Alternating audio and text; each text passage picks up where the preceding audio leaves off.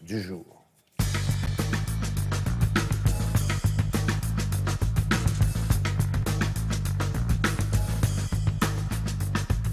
C'est vrai que le Donald, il a remis ça dans l'actualité. Ouais, vous allez voir, je vais vous en parler. Alors d'abord, je vous dis que la situation est extrêmement variable, que ce soit dans le monde ou bien en Europe. On va voir une carte très bien faite qui a été publiée par nos confrères du Monde diplomatique. Regardez, alors en bleu, c'est les pays où l'avortement est autorisé. Quand c'est bleu foncé, c'est que c'est autorisé depuis longtemps. Alors de manière générale, l'IVG existe en Amérique du Nord, en Europe, dans l'ex-URSS et en Chine, en Australie aussi. Par contre, tous les pays orange ou rouge, c'est là où l'avortement est interdit avec de rares exceptions, autorisées par exemple en cas de viol ou quand la grossesse met en péril la vie de la mère. Sachez qu'au Chili, vous voyez que le Chili est en rouge foncé, c'est parce que jusqu'à l'an dernier, l'avortement était là-bas interdit sans aucune exception. Même viol ou péril pour la vie de la mère, c'était une loi qui datait de Pinochet, qui vient donc de changer là tout dernièrement au début de 2016. On va zoomer sur l'Europe. Là, je vous le disais, l'avortement est légal presque partout, sauf, vous le voyez, en Pologne. L'IVG n'existe en Pologne qu'en cas de viol, malformation du fœtus ou risque pour la mère. Même chose à Chypre. Et c'est encore plus strict en Irlande, puisque seul le risque pour la vie de la mère est une raison acceptée pour l'IVG. Donc pas le viol, ni les malformations du fœtus en Irlande. Vous voyez, c'est la législation vraiment très stricte. On peut retrouver ça, quoi, la carte avec des pays qui sont sous une domination religieuse. C'est souvent les pays où les gens sont très religieux, très souvent. Quelle que soit la religion. Oui, c'est vrai, quelle que soit la religion d'ailleurs, le plus souvent. C'est pas que les catholiques, musulmans et catholiques aussi. Sauf les bouddhistes s'en fichent un peu, mais c'est les monothéistes, on va dire, ouais. pour faire simple. Alors, attention, il faut voir que rien n'est fixé dans le marbre. Par exemple, la Pologne, c'est un cas emblématique.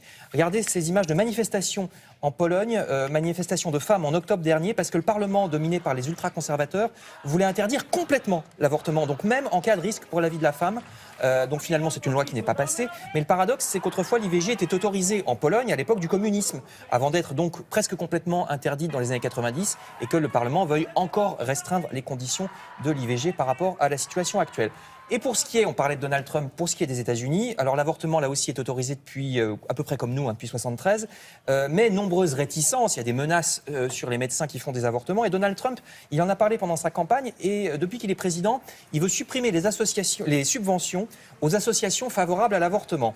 Même des assos qui ne parlent pas que de ça. Par exemple, une association qui promeut l'éducation sexuelle, mais qui par ailleurs est pour l'avortement, plus de subventions. Et c'est-à-dire que souvent les associations ne pourraient plus vivre sans ça, sans ces subventions fédérales américaines. Dans certains États américains en ce moment, au niveau des États, il y a des projets pour que la dame soit obligée de demander l'avis du père. Voyez, alors vous imaginez, c'est-à-dire qu'elle sera obligée de porter un enfant dont elle ne veut pas. Le père pourrait dire mais c'est moi le père de l'enfant, alors que vous n'êtes peut-être pas forcément lui, donc ça commence à devenir un peu compliqué.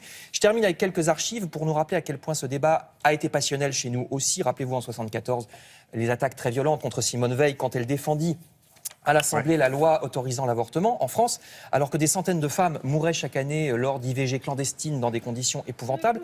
Et encore aujourd'hui, bien que ce soit légal, les Françaises ont parfois du mal à trouver un médecin parce qu'on manque de médecins, puis il faut faire vite. C'est jusqu'à la 12e semaine. En Italie, c'est encore pire parce que 70% des médecins en Italie refusent de faire des IVG, comme la loi les y autorise. Et puis, donc, en Italie aussi, ça date des années 70. Un dernier mot, vous avez vu tout à l'heure que les pays du tiers-monde n'autorisent presque jamais l'avortement. Pourtant, dans le monde, pas moins de 2 millions de jeunes filles de moins de 15 ans sont enceintes et accouchent chaque année, moins de 15 ans.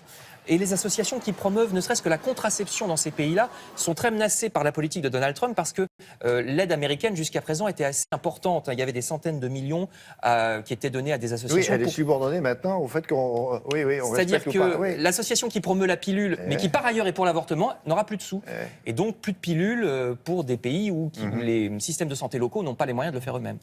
Et elle fait bien utile. Merci beaucoup.